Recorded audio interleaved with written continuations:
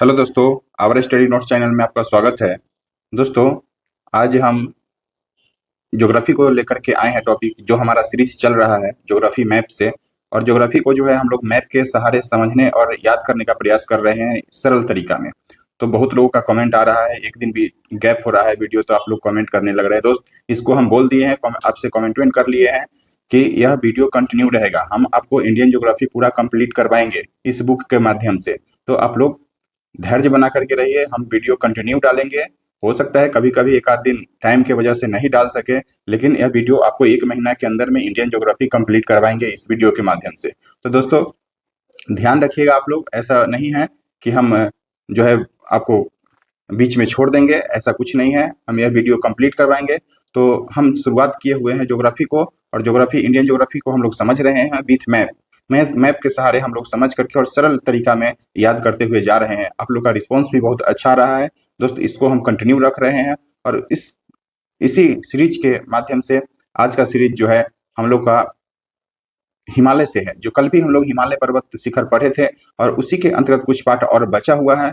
जैसे कि उसमें अभी 2-3 क्लास और चलेगा। जैसे आज हम लोग पढ़ेंगे मुख्य रूप से जो पढ़ेंगे ना दोस्त, पहले तो ये नदी के तौर पे जो है, नदी के अनुसार सिडनी बुराड़ देख लीजिए यहाँ पे। यह इनका इनके अनुसार जो है हिमालय को भाग भाग में बांटा गया है, भौगोलिक विभाजन किया गया है हिमालय को नदी के तौर पे। तो पहले तो आज हम लोग इनको समझेंगे, फिर आज ही के वीडियो में हम लोग पूर्वोत्तर भारत के पहाड़ और पहाड़ी को देखेंगे एक नजर। फिर जो है नेक्स्ट वीडियो में दोस्तों दक्षिण भारत के हम लोग पर्वत पहाड़ी को एक एक करके देखेंगे। तो यह वीडियो सीरीज जारी रहेगा। तो आइए हम लोग देखते हैं आज का सीरीज में मेरा यही टॉपिक है। तो दोस्तों देखिए, यहाँ पे लिखा हुआ है सिडनी बुराड़ द्वारा किया गया हिमालय का भौगोलिक विभाजन। तो आज हम लोग यही टॉपिक को पढ़ने जा रहे हैं। इसके अनुसार देखिए, मैप से हम लोग कैसे समझ लेंगे इजी वे में। हम लोग ऐसे रटते होंगे कि सिंधु सतलज के बीच में पंजाब हिमालय है, फिर सतलज काली के बीच में। एक बार इसको ध्यान से देख लेंगे ना, इस सब मैप पे अगर हम माइंड को बैठा लेंगे तो सीधे यह फिगर जो है अपने माइंड में छप जाना चाहिए दोस्तों। तो ऐसे करके जो है हम लोग ध्यान देंगे इसमें कि देख लीजिए, यह है सिंधु नदी। आपको दिखा देते हैं, कलर चेंज कर लेते हैं हम लोग। देखिए, यह जो है दोस्त सिंधु नदी है। सिंधु नदी का आपका यहाँ से यहाँ देख लीजिए सतलज नदी का विस्तार है। यहाँ से जो है सतलज नदी आ रही है, और ऊपर में है पहले सिंधु नदी। तो हम लोग एक लाइन से देखेंगे, इधर हो जाता है दोस्तों पश्चिम है इधर, और इधर में है ईस्ट। ध्यान रखेंगे, इधर जो है दोस्त पूरब है, और इधर में जो है पश्चिम है। तो इसको हम लोग ध्यान रखेंगे कि पश्चिम से पूरब पहले नदी को हम एक बार ध्यान मैप में समझ लेंगे। तो पहले सिंधु है, फिर सतलज है, फिर यहाँ पे आकर देखिए तो काली नदी है, फिर तीस्ता नदी है, फिर जो है ब्रह्मपुत्र नदी है। तो हम लोग लाइन से याद रखेंगे। देख लीजिए दोस्त, यह जो लाइनिंग है यह जो है दोस्त नदी का है, यह भी नदी का है, यह भी नदी का है। तो हम लोग पहले इधर से याद रखेंगे, एक तरफ से पश्चिम से सिंधु, सतलज, फिर जो है काली नदी, तीस्ता नदी, ब्रह्मपुत्र नदी। सिंधु नदी, सतलज नदी, काली नदी, तीस्ता नदी और ब्रह्मपुत्र। दोस्तों, 5 नदी तो हम लोग को ध्यान में रखना है। तो इसमें कोई बड़ी बात नहीं है। देख लीजिए, पहले तो सिंधु सतलज हम लोग को याद रहेगा, यहाँ पे सिंधु और सतलज फर्स्ट में। फिर जो है सतलज के बाद कौन सी नदी आ जाएगा, तो काली, और काली के बाद तीस्ता और ब्रह्मपुत्र। तो हम लोग यानी कि यूं कहिए ना कि पश्चिम साइड वाला और पूरब साइड वाला का तो दो दो नदी को तो ऐसे हम लोग माइंड में सेट कर लेंगे, तीस्ता और ब्रह्मपुत्र। बीच में जो है दोस्त काली नदी आ गया, बीच में काली नदी आ गया। और दोनों साइड जो है इधर देख लेंगे हम लोग सिंधु और सतलज, और सब बीच में काली नदी, और उसके बाद जो है तीस्ता और ब्रह्मपुत्र नदी। तो यही तो है दोस्त, बस नदी को ध्यान रख लिए, आपको हिमालय ऑटोमेटिक याद हो जाएगा। तो अब देखते हैं इसमें क्या क्या है। तो देखिए, सिंधु नदी और सतलज नदी के बीच में है ना दोस्त पंजाब हिमालय। पंजाब हिमालय का विस्तार जो है 560 किलोमीटर दूरी के साथ इसका विस्तार सिंधु नदी से लेकर के सतलज नदी तक है। और यही पंजाब हिमालय को दोस्तों कश्मीर हिमालय के नाम से भी हम लोग जानते हैं। और इसमें क्या क्या स्थित है उस सब पॉइंट को भी हम लोग अभी देखेंगे। पहले एक बार ब्रीफ में समझते हैं इसको। तो सिंधु से सतलज तक की हिमालय को जो है पंजाब हिमालय के नाम से हम लोग जानते हैं, या कश्मीर हिमालय के, जो कि 560 किलोमीटर दूरी के साथ है। उसके बाद दोस्तों सतलज नदी से काली नदी। सतलज से काली नदी के बीच में जो है ना दोस्त कुमायूं, काली तो कुमायूं ध्यान रखना है हम लोग को। सतलज से काली नदी, सतलज से काली नदी के बीच में जो है कुमायूं हिमालय है। यह जो है 320 किलोमीटर दूरी दूरी के साथ मैंने बटा हुआ है। 320 किलोमीटर में यह फैला हुआ है कुमायूं हिमालय। उसके बाद है दोस्त काली नदी और तीस्ता नदी। काली और तीस्ता के बीच में जो है ना दोस्त नेपाल हिमालय। इसको इसको जो है सिक्किम हिमालय भी कह सकते हैं, भूटान हिमालय भी कह सकते हैं, क्योंकि यह उसी वहीं का एरिया है। तो एरिया के अनुसार यह बांटा गया है। तो काली नदी और तीस्ता नदी के बीच जो है नेपाल हिमालय आता है। फिर जो है तीस्ता और ब्रह्मपुत्र की नदी दोस्तों, ब्रह्मपुत्र नदी हम लोग जान रहे हैं कि असम में बहता है, तो यहाँ पे हो जाएगा असम हिमालय। तो तीस्ता और ब्रह्मपुत्र के बीच की जो हिमालय है का भाग है 720 किलोमीटर, वह हो जाएगा असम असम हिमालय। तो दोस्तों यही है, पार्ट में बांटा। और कभी कभी आपसे पूछ देगा इस ज्योग्राफिकल व्यक्ति का नाम, जो कि सिडनी बुराड है। सिडनी बुराड ने ही ऐसे विभाजन हिमालय को भौगोलिक विभाजन नदी के आधार पर जो है किए थे। तो इसमें और पॉइंट हम लोग को क्या याद रखना है, तो आपसे पूछ देगा कि सबसे लंबा विस्तार किस हिमालय का है नदी के द्वारा, जो सिडनी बुराड के द्वारा भी हिमालय का विभाजन किया गया था, वह सबसे लंबा हिमालय कौन है। तो हम लोग देख रहे हैं कि यह 800 किलोमीटर में जो है फैला हुआ नेपाल हिमालय है। उसके बाद अगर आपसे पूछ दिया जाए तो असम हिमालय का नाम आता है। असम हिमालय 720 किलोमीटर। उसके बाद अगर आपसे पूछा जाए तो 660 किलोमीटर पंजाब हिमालय या कश्मीर हिमालय। तो दोस्तों हम लोग को यहाँ से मेन पॉइंट याद रखना है कि सबसे लंबा अगर पूछा जाए तो 800 किलोमीटर, और सबसे छोटा की अगर पूछ दिया जाता है दोस्तों तो कुमायूं हिमालय का जो है भाग आता है 320 किलोमीटर के साथ। तो ध्यान रखना है यहाँ पे। अब और यहाँ से क्या मेन पॉइंट हो सकता है दोस्त, पहले तो हम लोग अब याद रख लेंगे, एक लाइन में एक नजर में ध्यान रखेंगे, सिंधु सतलज के बीच में आ जाएगा कुमायूं हिमालय, सॉरी पंजाब या कश्मीर हिमालय। सतलज और काली नदी के बीच में जो है कुमायूं हिमालय। फिर से काली और तीस्ता के बीच में दोस्त नेपाल हिमालय, और तीस्ता और ब्रह्मपुत्र के बीच में जो है दोस्त असम हिमालय। तो हम लोग को ध्यान में रखना है, यह 4 हिमालय है और 5 नदियों के बीच में बंटा हुआ है। तो इसको जो है ध्यान में रखेंगे हम लोग। ऐसे ही याद रखेंगे सिंधु सतलज काली तीस्ता और ब्रह्मपुत्र। सिंधु सतलज के बीच में पंजाब या कश्मीर, चूंकि हम लोग जान रहे हैं कि पंजाब के एरिया में सिंधु और सतलज बहता है, तो पंजाब या कश्मीर हिमालय भी कहते हैं, चूंकि कश्मीर में भी यह नदी बहती है। फिर उसके बाद जब सतलज और काली नदी के बीच में आएंगे तो कुमायूं हिमालय या उत्तराखंड का भाग आता है, लगभग एरिया, लगभग वही एरिया के आसपास में आता है। उसके बाद जो है जैसे ही काली के बाद तीस्ता नदी, हम लोग जान रहे हैं कि यह जो है तीस्ता नदी असम के क्षेत्र में बहता है या नेपाल के इधर तिब्बत वाले एरिया में बहता है, तो नेपाल हो जाएगा इसका। फिर तीस्ता से ब्रह्मपुत्र हम लोग जान रहे हैं, और सब तो इसमें कोई याद करने की बड़ी बात नहीं है, हम लोग समझ लिए, देख लिए और माइंड में सेट कर लिए। उसके बाद है ना दोस्त, उसके बाद क्या है इसमें कि पंजाब हिमालय को कश्मीर हिमालय कहा जाता है। और इस हिमालय श्रेणी में कौन कौन से भाग आता है, जैसे कि हिमालय के ट्रांस हिमालय, बृहत हिमालय, मध्य हिमालय, शिवालिक हिमालय में जैसे हम लोग पढ़े थे कि उसमें कौन कौन सा पर्वत श्रेणी आ रहा था, उसी प्रकार इसमें भी हम लोग अभी देखेंगे। तो पंजाब हिमालय है, पंजाब हिमालय को कश्मीर हिमालय के नाम से जानते हैं दोस्त। और इसी में जो है आपका पढ़े थे, जैसे ट्रांस हिमालय में आ रहा था, आपको क्या क्या आ रहा था ट्रांस हिमालय में, तो काराकोरम, काराकोरम, उसके बाद लद्दाख, फिर से जो दोस्त जास्कर, जास्कर के बाद हम लोग पढ़ रहे थे पीर पंजाल, फिर धौलाधर। तो ये सब जो है ना दोस्त इसी हिमालय में, कश्मीर हिमालय में ही या पंजाब हिमालय में ही आता है। उसके बाद आता है दोस्त कुमायूं हिमालय। तो कुमायूं हिमालय जो है ना लगभग उत्तराखंड का एरिया है दोस्त। तो यहाँ पे हम लोग पढ़े थे कि नंदा देवी, यहाँ पे नंदा देवी पढ़े थे। फिर से आपको नंदा देवी के बाद बद्रीनाथ, केदारनाथ, आपको उत्तराखंड में जो भी मेन स्थल है दोस्त, वो सबका, जैसे कुमायूं हिमालय में गढ़वाल एरिया आता है, गढ़वाल हिमालय। उसके बाद आपको बता दें कि गढ़वाल हिमालय के बाद गंगोत्री हो जाता है, नंदा देवी, कामेट भी इसी एरिया में आता है, कामेट। और इसको जो है ना दोस्त पूर्वी भाग को कुमायूं बोला जाता है। कुमायूं के पूर्वी भाग को जो है कुमायूं, या और पश्चिमी भाग को दोस्त, यहाँ जो पश्चिमी भाग है ना दोस्त कुमायूं, यह कुमायूं को मान लीजिए, एक मिनट देख लीजिए, यह जो है ना कुमायूं, तो इसके पूर्वी भाग को दोस्त कुमायूं हिमालय बोला जाता है, और पश्चिमी भाग को जो है ना गढ़वाल हिमालय। एक बार बिहार दरोगा में पूछ लिया गया दोस्त कि कुमायूं, पूछा था कामेट, कामेट या कुमायूं हिमालय जो किस एरिया में है, तो गढ़वाल के क्षेत्र में है। तो ध्यान रखना है हम लोग को, पश्चिमी भाग का एरिया जो कुमायूं का हिमालय का भाग है उसको गढ़वाल क्षेत्र कहते हैं, और पूर्वी वाले भाग को क्या बोलते हैं, तो कुमायूं बोलते हैं। तो इसको ध्यान में हम लोग रखेंगे। फिर से है दोस्त, इसमें जो हम लोग देख लिए बद्रीनाथ, केदारनाथ, नंदा देवी, ये सब जो है इसी में हिमालय, कुमायूं हिमालय में आते हैं। उसके बाद दोस्त पढ़ते हैं हम लोग, आगे बढ़ते हैं, तो 800 किलोमीटर में विस्तार है नेपाल हिमालय के। नेपाल हिमालय को ही कश्मीर हिमालय, भूटान हिमालय, सिक्किम हिमालय के नाम से हम लोग, अन्य नाम से हम लोग जानते हैं। और दोस्तों हम लोग जान रहे हैं कि हिमालय की सबसे ऊंची चोटी जो है माउंट एवरेस्ट, यही नेपाल हिमालय का एरिया है। तो नेपाल हिमालय में दोस्तों अन्नपूर्णा, धौलागिरी, फिर से आपको माउंट एवरेस्ट, सब जो है ये पार्ट नेपाल के एरिया वाला पार्ट इसी भाग में जो है आ जाता है नेपाल हिमालय में। दार्जिलिंग, उसके बाद कंचनजंगा, इसी में जो है कंचनजंगा भी आता है, कंचनजंगा, दार्जिलिंग, उसके बाद धौलागिरी, माउंट एवरेस्ट, मकालू, सब जो भी है जो है ना ये हिमालय के नेपाल के एरिया वाला भाग, सब जो है इसी में आता है। फिर आगे बढ़ते हैं हम लोग, तो दोस्त यह असम हिमालय, इस हिमालय में हम लोग पढ़े थे कि भारत के सबसे पूर्वोत्तर एरिया में जो है नमचा बरुआ पर्वत है, जो कि यही असम हिमालय में आता है। तो दोस्त यही था आज का नदी के आधार पर जो हिमालय को बांटा गया है, भौगोलिक विभाजन किया गया था सिडनी बुराड के अनुसार, उसको हम लोग देखें। और यही सब पॉइंट जो बताए ना दोस्त, यह सब पॉइंट जो है इसमें लिख दिया गया है आपको। आप लोग एक बार पीडीएफ को पढ़ लीजिएगा, आपको इसका पीडीएफ टेलीग्राम पे मिल जाएगा। इस सबको एक बार पढ़ लीजिएगा दोस्त, आपका कंसेप्ट क्लियर हो जाएगा।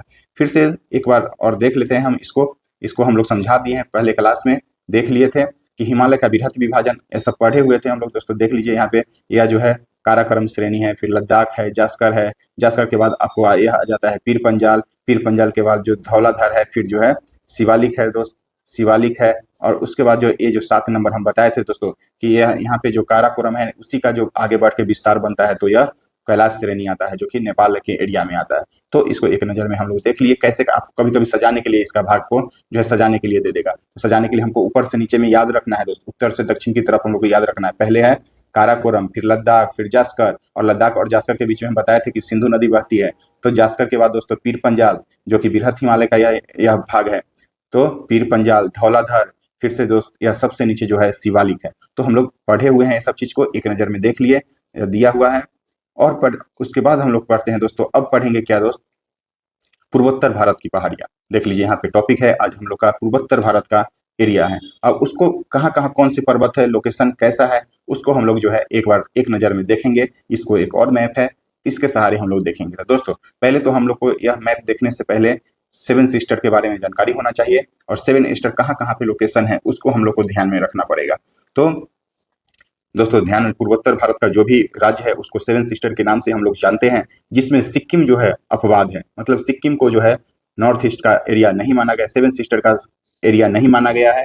सिक्किम को छोड़कर जो भी पूर्वोत्तर भारत का राज्य है उसको 7 सिस्टर का दर्जा दिया गया है। तो आइए हम लोग देखते हैं कौन कौन से राज्य आते हैं 7 सिस्टर में। तो दोस्तों देख लीजिए यहाँ पे जो है सिक्किम है, सिक्किम के बाद यहाँ पे भूटान आ जाता है दोस्त। तो सिक्किम को छोड़कर यह जो हम देख रहे हैं पश्चिम बंगाल का एरिया, जो दोस्त यहाँ तक पश्चिम बंगाल का एरिया आता है। तो यहाँ से शुरू करेंगे तो यह असम का एरिया है। देख लीजिए असम का एरिया है ना दोस्त, हम लोग को माइंड पे जो है मैप कम से कम ध्यान रखना चाहिए कि हाँ इसका कैसा फिगर है असम का। तो देख लीजिए असम, असम आपको नहीं लग रहा है कि एक उड़ता हुआ पक्षी की तरह जो है यह फैला हुआ है? तो यह असम है। और असम के ठीक देख लीजिए, एक तरह से देखिएगा तो असम के गोद में बैठा हुआ मेघालय है बेचारा, मेघालय। उसके बाद मेघालय के बाद असम, और असम के बाद ठीक ऊपर में जाएंगे तो दोस्त अरुणाचल प्रदेश, अरुणाचल प्रदेश है। और अरुणाचल प्रदेश का लोकेशन देखेंगे ना दोस्त, तो यह असम को घेरते हुए नीचे तक नागालैंड के पास तक आता है, ऐसे जाकर के और ऐसे आता है। तो यह अरुणाचल प्रदेश हो गया। अरुणाचल प्रदेश के ठीक नीचे बढ़ेंगे तो दोस्त यह नागालैंड है, और नागालैंड के नीचे आएंगे तो मणिपुर, मणिपुर के ठीक नीचे आएंगे तो दोस्त यह जो है मिजोरम है, और मिजोरम के ठीक इधर लटका हुआ एक त्रिपुरा है।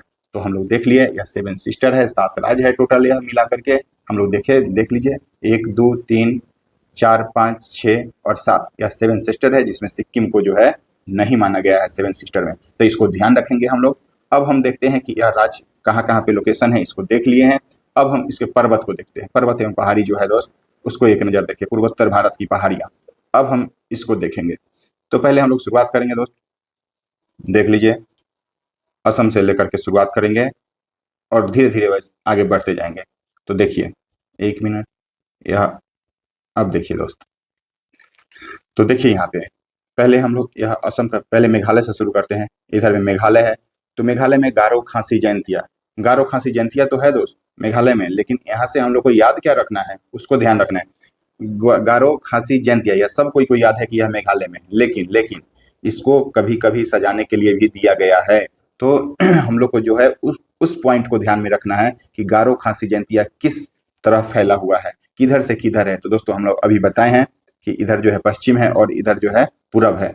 तो यह पश्चिम से पूरब या पूरब से पश्चिम जो है आप लोग को ध्यान में रखना है। अगर हम लोग पश्चिम से पूरब की बात करें तो गारो खासी जयंतिया यह एक लाइन में सजा हुआ है पश्चिम से पूरब की तरफ। तो इस पॉइंट को, गारो खासी जयंतिया तो सब लोग को याद है, लेकिन हम लोग को नया पॉइंट क्या याद रखना है कि गारो खासी जयंतिया पश्चिम से पूरब की तरह है। क्योंकि हम लोग को गारो खासी जयंतिया ऐसे एक लाइन में याद है, तो बस इतना ध्यान रखना है कि यह पश्चिम से पूरब की तरह जो है इसका लोकेशन है। इस पॉइंट को हम लोग ध्यान रखना है। यही क्वेश्चन अगर आपसे सजाने के लिए पूछ दिया जाता तो एग्जाम में यही क्वेश्चन हार्ड बन के आपके सामने उभरता। तो हम लोग को अब यह भी इजी हो गया कि पश्चिम से पूरब की तरह जो है यह पहाड़ियां सजाया हुआ है, गारो खासी जयंतिया, जो कि कहाँ है, मेघालय में है।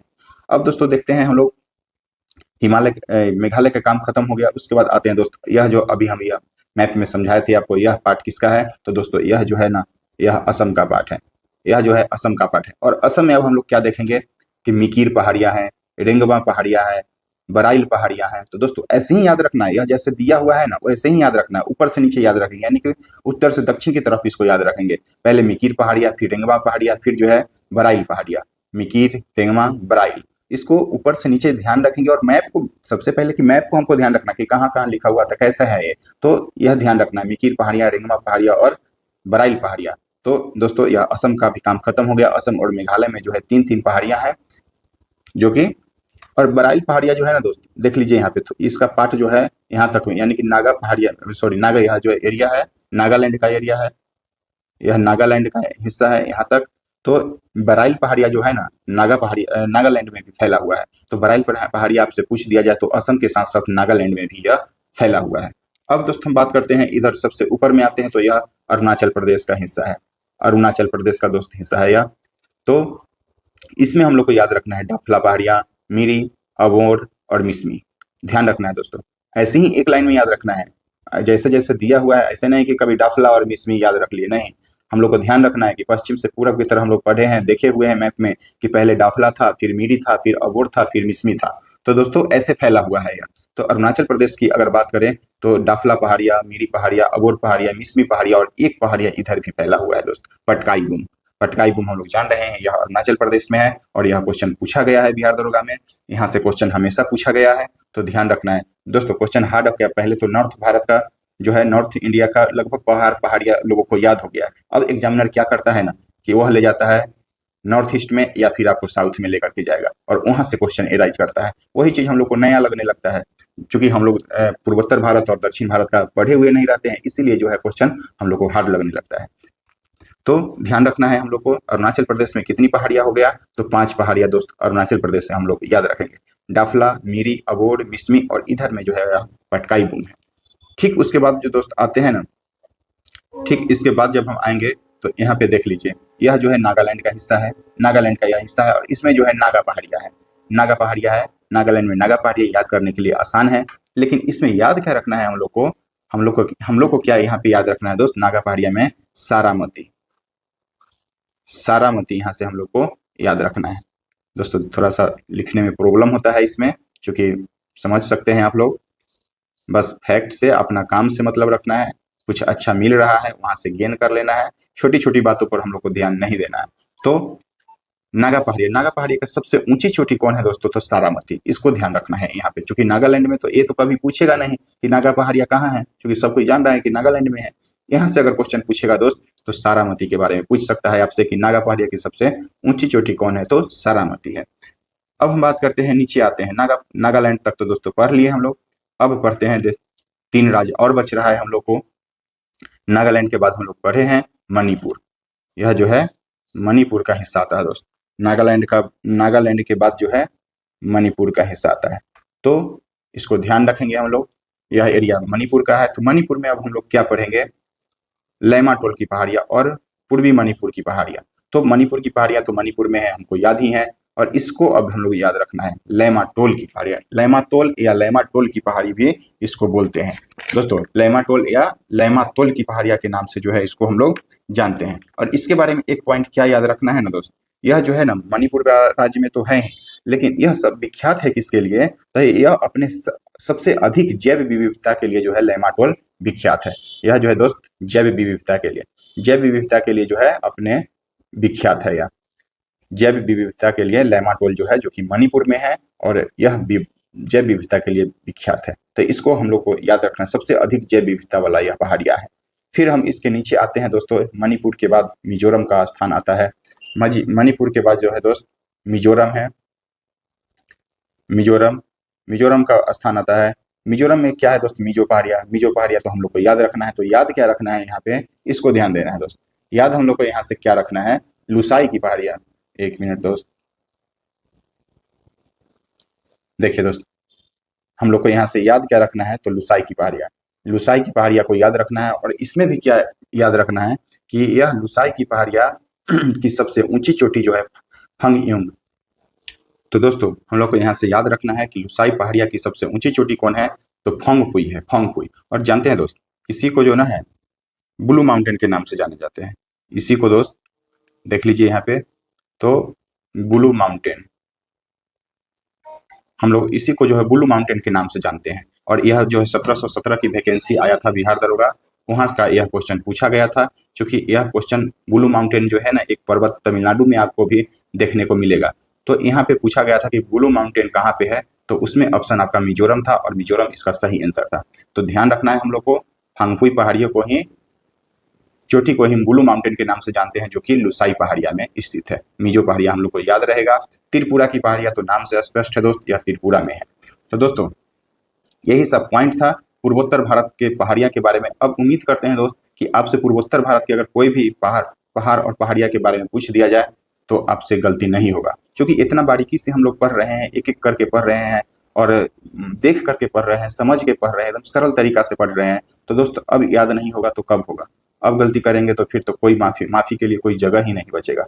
दोस्त इतना मेहनत के बाद अगर गलती हो रहा है तो थोड़ा सा अपने आप को सोचने की बात है और समझने की बात है। समझ के पढ़िए, इसको फील लेकर के पढ़िए, मतलब ऐसा अंदर से कॉन्फिडेंस आना चाहिए कि हम पढ़ रहे हैं कुछ। अब पढ़ रहे हैं तो हम लोग माइंड में एकदम माइंड, यह जो मैप हम देख रहे हैं, आप मोबाइल के स्क्रीन पे देख रहे होंगे, इसको हमको अपने दिमाग में उतार लेना है, ऐसे समझ के पढ़ना है।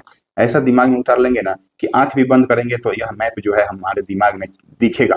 अगर आंख बंद करते भी हैं तो यह मैप हम लोग को दिमाग में छप जाना चाहिए और दिखना चाहिए कि हाँ यहाँ पे क्या था, मेघालय में क्या था, असम में क्या था, अरुणाचल प्रदेश में क्या था और नागालैंड में क्या था। तो ऐसे करके, और कहाँ पे कैसे कैसे लोकेशन था इसका, ये भी हम लोग को ध्यान में रखना है। तो ऐसे करके पढ़ा जाता है दोस्त, और ऐसे ध्यान में रखेंगे हम लोग। बहुत आप लोग का डिमांड था, और इस सब के बारे में जो है ना दोस्त, एक बार आप लोग पढ़ लीजिएगा, देख लीजिएगा, समझ लीजिएगा। देखिए यहाँ पे एक और पॉइंट है कि पूर्वोत्तर भारतीय पहाड़ियों का उत्तर से दक्षिण में दर्शाया गया है, तो इसको भी एक नज़र आप लोग PDF से पढ़ लेंगे। पहले है मिसमी, पटकाई बूम, नागा पहाड़िया, जैसे यह अरुणाचल प्रदेश में है, ये भी अरुणाचल प्रदेश, जैसे यहाँ आपको बता रहे हैं। यह जो देखे हैं ना दोस्त, यह पहाड़िया जो देखे हैं, इसको उत्तर से दक्षिण में सजा दिया गया है। यहाँ से देखिए मिसमी, एक मिनट दोस्त देख लीजिए, यहाँ पे है मिसमी, फिर पटकाई बूम, पटकाई बूम के बाद जो है नागा पहाड़िया, और नागा पहाड़िया के बाद जैसे ही इधर आएंगे दोस्त, नागा पहाड़िया के बाद बराइल की पहाड़िया है, फिर लेमाटोल है, लेमाटोल के बाद लुसाई की पहाड़िया है, लुसाई की पहाड़िया के बाद मिजो पहाड़िया है। तो ऐसे करके जो है हम लोग ध्यान में रखेंगे। यह जो है कभी कभी आपसे सजाने के लिए पूछा जाएगा, क्योंकि ये सब क्वेश्चन हार्ड करने का तरीका है, सजाने के मतलब पूछने। तो इसको, इस PDF को जो एक बार देख लेंगे। मिसमी पटकाई बूम जो कि अरुणाचल प्रदेश में है, फिर नागा पहाड़िया जो कि नागालैंड में ही है, और इसका सबसे ऊंची चोटी हम लोग अभी अभी देखे हैं, सारामती को ध्यान रखेंगे, सारामती। फिर से दोस्त बैराल की पहाड़िया जो कि हम बता दिए हैं कि यह असम के साथ साथ नागालैंड में भी है। लेमाटोल की पहाड़िया जो कि मणिपुर में है, यह अपनी जैव विविधता के लिए फेमस है। लुसाई पहाड़िया की सबसे ऊंची चोटी ब्लू माउंटेन है, जिसको कि फांगपुई के नाम से जानते हैं। मिजो पहाड़िया मिजोरम में है दोस्तों।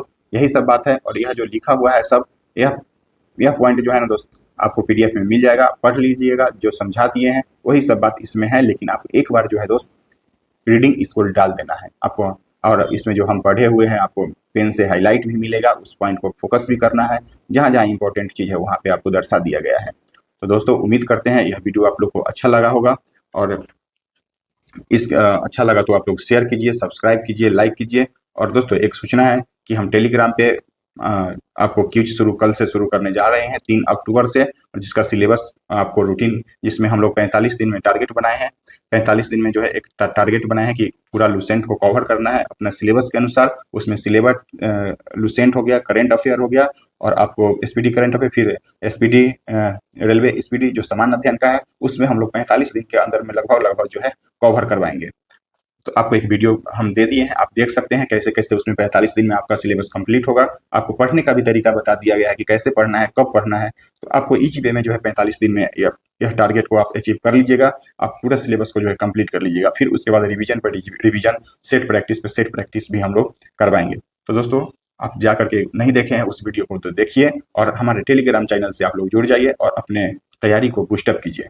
उम्मीद करते हैं दोस्त कि अच्छा लगेगा, आप लोग को ज़्यादा से ज़्यादा फायदा होगा, और इसका बेनिफिट आपको एग्जाम हॉल में जो है देखने को मिलेगा। तो दोस्तों उम्मीद करते हैं वीडियो अच्छा लगेगा, पसंद आया होगा आप लोग को। लाइक कीजिए, सब्सक्राइब कीजिए और शेयर कीजिए। धन्यवाद।